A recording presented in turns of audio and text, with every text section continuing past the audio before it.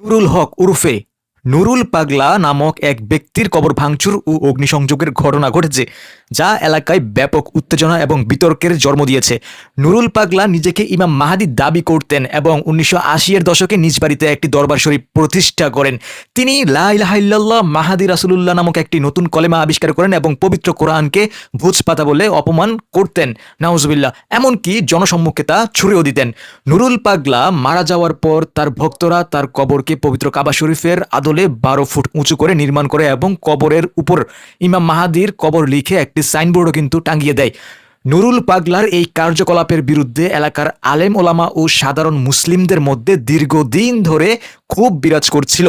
তারা প্রশাসনকে বিষয়টি বারবার অবহিত করলেও কার্যকর কোনো পদক্ষেপ কিন্তু তখন নেওয়া হয়নি। গত শুক্রবার জুমার নামাজের পর এক বিক্ষোভ সমাবেশ থেকে উত্তেজিত জনতা নুরুল পাগলার দরবার শরীফে প্রবেশ করে ভাঙচুর ও অগ্নিসংযোগ করে। এক পর্যায়ে তারা কবর খুলে লাশ উত্তোলন করে পদ্মার মোড়ে নিয়ে আগুনে পুড়িয়ে দেয়। এই ঘটনায় পুলিশের গাড়ি ভাঙচুর করা হয় এবং বেশ কয়েকজন কিন্তু আহতও কিন্তু হয়ে যায়। এই ঘটনা প্রসঙ্গে হেফাজত ইসলাম বাংলাদেশের যুগ্ম মহাসচিব মুফতি হারুন ইজহার বলেন, নুরুল পাগলার শিরকপূর্ণ আল্লাহর সাথে অংশীদার স্থাপন যেটাকে বোঝায় কার্যকলাপের তীব্র বিরোধিতা থাকলেও লাশ পুড়িয়ে ফেলার মতো অমানবিক ও ইসলাম বিরোধী কাজের তিনি নিন্দা করেন। তিনি বলেন, একজন মুসলমানের স্বাভাবিক ধর্মীয় অধিকার আছে এবং শিরকের বিরুদ্ধে প্রতিবাদ করার অধিকারও কিন্তু আছে, তবে সেটা মানবিক পন্থায় ও ইসলামী নীতিমালা অনুযায়ী হতে হবে। এমনকি একজন অমুসলিম বা কাফিরের লাশ পোড়ানোও কিন্তু ইসলাম সমর্থন করে না। ইসলামী আলোচক মাওলানা আবু মোহাম্মদ রাহমানিও এই সুরেই কিন্তু কথা বলেন।